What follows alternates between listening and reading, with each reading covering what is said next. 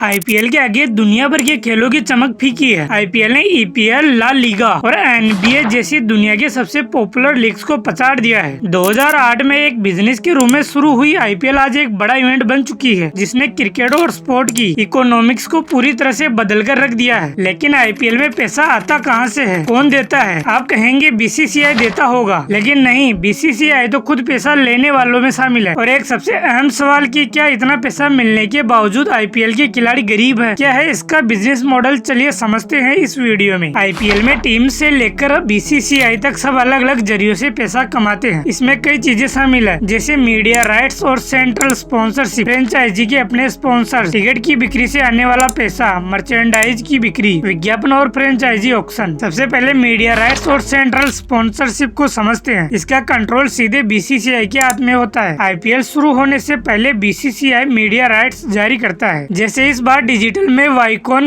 18 और टीवी में star sport को कुल 48,390 करोड़ रुपए में मीडिया राइट्स मिले हैं। इसके अलावा बीसीसीआई आईपीएल से जुड़े सेंट्रल स्पॉन्सर लाता है, जैसे इस बार का टाइटल स्पॉन्सर टाटा है। इसने 2022 और 23 के लिए बीसीसीआई को 335 करोड़ रुपए दिए थे। टाटा ग्रुप दोबारा आईपीएल का टाइटल स्पॉन्सर बना और टाटा ने आईपीएल 2028 के लिए टाइटल स्पॉन्सरशिप के राइट्स खरीद लिए हैं, जिसके लिए टाटा को 2,500 करोड़ रुपए पे करना होगा। मीडिया राइट्स और स्पॉन्सरशिप से जो पैसा आता है, इसका 50% बीसीसीआई और 50% आईपीएल टीम्स यानी फ्रेंचाइजी की जेब में जाता है। इसके अलावा भी छोटे छोटे कई सारे स्पॉन्सर होते हैं। कमाई का दूसरा सोर्स है आईपीएल के टिकट। अगर कोई मैच देखने स्टेडियम जाता है तो इसके लिए टिकट खरीदता है। इससे जो पैसा इकट्ठा होता है वो 3 जगह बढ़ता है। टिकटों से होने वाली कुल आय का 80% पैसा आईपीएल फ्रेंचाइजी के पास जाता है। इसके बाद बचा हुआ पैसा बीसीसीआई और स्पॉन्सर अपना अपना हिस्सा रख लेते हैं। कमाई का तीसरा जरिया है फ्रेंचाइजी के अपने स्पॉन्सर्स। आपने देखा होगा हर टीम की जर्सी पर, चाहे वो प्लेयर्स का ट्राउजर हो, बाजू हो या हेलमेट, यहाँ तक कि उनके खाने पीने की चीजें हो, सभी पर किसी न किसी ब्रांड का लोगो होता है। ये सब फ्रेंचाइजी के अपने स्पॉन्सर होते हैं और इससे मिलने वाला पूरा पैसा फ्रेंचाइजी की जेब में ही जाता है। इस पर किसी और का कोई अधिकार नहीं है, बीसीसीआई का भी नहीं। कमाई का चौथा सोर्स है मर्चेंडाइज सेल। इसका भी पूरा पैसा सीधे आईपीएल फ्रेंचाइजी के खाते में जाता है। फैंस अपने पसंदीदा टीम की जर्सी या हेट और भी कई सारी चीजें पहनकर सपोर्ट करने आते हैं। कमाई का पांचवा सोर्स है विज्ञापन, व्यूअरशिप और सब्सक्रिप्शन। इससे जो कमाई होती है वह न तो बीसीसीआई के पास जाती है और न ही आईपीएल टीम के पास। इसका पूरा पैसा मीडिया राइट्स होल्डर के पास जाता है। उदाहरण के लिए मान लीजिए आप जियो सिनेमा पर मैच देख रहे हैं, तो इसके लिए सब्सक्रिप्शन या मैच के बीच में चलने वाले विज्ञापन से होने वाली इनकम जियो सिनेमा के पास ही जाएगी और इनडायरेक्टली ये पैसा इसकी पेरेंट कंपनी वाइकॉन 18 के पास जाएगी। आईपीएल से कमाई का छठा जरिया है फ्रेंचाइजी ऑक्शन। साधारण भाषा में कहे तो टीमों की बिक्री। आईपीएल में जब भी कोई नई टीम जुड़ती है तो इसकी नीलामी की जाती है। इस नीलामी से मिलने वाला पूरा पैसा सीधे बीसीसीआई के पास जाता है। आईपीएल में पिछले साल 2 नई टीमें जोड़ी गई थी। इसमें लखनऊ सुपर जायंट्स के मालिक आरपी संजीव गोयका ग्रुप ने 7,090 करोड़, तो गुजरात टाइटंस के मालिक सीवीसी कैपिटल्स ने 5,600 करोड़ रुपए बीसीसीआई को चुकाए थे। अब वो सवाल जिसका जिक्र हमने शुरू में किया था कि क्या आईपीएल प्लेयर गरीब है, अब आप भी सोच रहे होंगे कि इन खिलाड़ियों को लाखों करोड़ रुपए मिलते हैं, फिर ये गरीब कैसे हुए? दरअसल आईपीएल से होने वाली पूरी कमाई का सिर्फ 12% ही खिलाड़ियों को मिलता है। बीसीसीआई अपने खिलाड़ियों को भी जितना पैसा देती है ये उससे भी काफी कम है। बीसीसीआई अपने प्लेयर्स को टोटल रेवेन्यू का 26% देती है, जबकि आईपीएल सिर्फ 18% देता है। वही पॉपुलर इंग्लिश प्रीमियर लीग जैसे फुटबॉल लीग्स में प्लेयर्स को टोटल रेवेन्यू का लगभग 70% पैसा मिलता है। यूएस में भी बेसबॉल, रग्बी, हॉकी और बास्केटबॉल जैसी लीग्स में भी प्लेयर्स को टोटल रेवेन्यू का लगभग 50% पैसा मिलता है। आईपीएल में पिछली बार की तुलना में इस बार ब्रॉडकास्टिंग राइट्स भी लगभग 3 गुना प्राइस में बिके हैं, लेकिन खिलाड़ियों की सैलरी वही की वही है। अगर आपको वीडियो इंफॉर्मेटिव लगी है तो प्लीज वीडियो को लाइक करें और सब्सक्राइब करना ना भूलें।